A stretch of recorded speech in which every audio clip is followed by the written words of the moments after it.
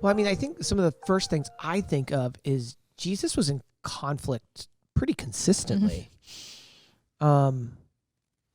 with particularly with power brokers of his time, with like systems of hurt and brokenness and pain and the ways that those systems like hurt other people. But also there was like conflict between his inner circle of friends. Like I was, I was thinking. I was doing some studying for something I was speaking on, and it was surprising. Like one of the founders of the church, Peter, like at one point Jesus looked at him and goes, "Hey man, get behind me. You're messing this whole son up." And so, I mean, like I do know that conflict was a part of the conflict is part of the fabric of the scriptures. And so that's some of, as I initially think about it, is that Christians, like, it's modeled for us in the life of Jesus of entering into conflict pretty regularly with people that not only are against us, but are also like on our side. I think that's an interesting thing. Yeah, I think in a similar way, I think about the character of Jesus and the quality that is always the most prominent to me is humility and like his desire to serve people, to wash the feet of his disciples, to just enter into situations with humility and a desire to serve. And I think that is the characteristic that I think we are invited to embody as we handle conflict as well. That like when we enter into situations where there might be tension, where there might be disagreement, where there might be bitterness, like if we can adopt a posture of humility as we have those conversations and as we deal with conflict, like I think that is an absolute game changer. If we're going in with a desire to not like think, I think, who says this? Maybe C.S. Lewis? I'm not sure. Not think of others. Humility is not thinking of others. Not thinking of yourself as less than, but it's thinking of yourself but thinking less. Of yourself less. There. Yeah. Thanks, Josh. I think we got there at the same time.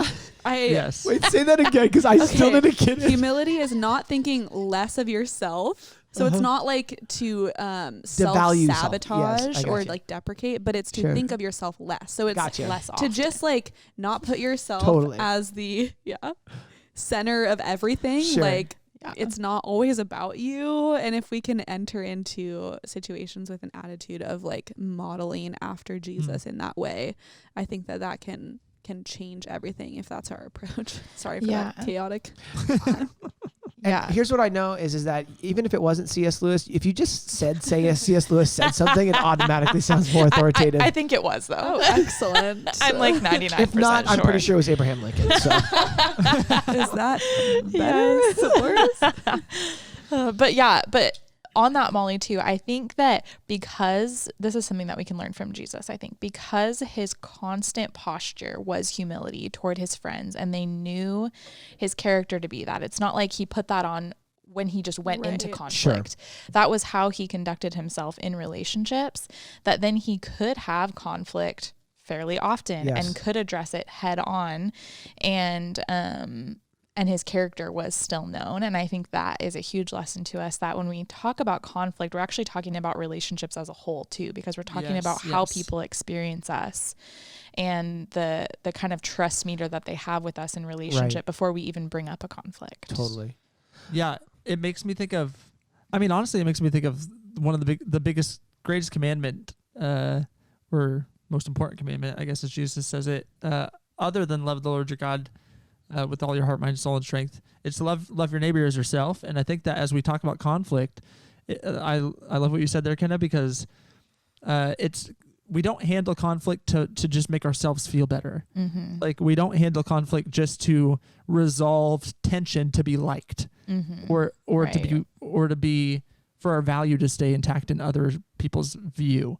Like handling conflict is actually a way to love someone, or actually a way to enter into care for one another and to love your neighbor as yourself. Right. In having a posture of humility, because Jesus radically shows us that he was looking for the betterment of those around him constantly. Yes. And prioritizing that. And in that, he could enter into conflict genuinely wanting the better for the person that he's in conflict with. Yes.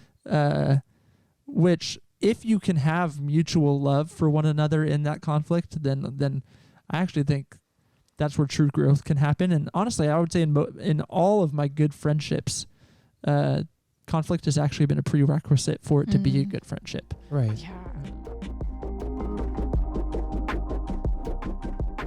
Thanks for watching. If you enjoyed this video, like it, subscribe to our channel, and turn on notifications so you can stay tuned for all of our content.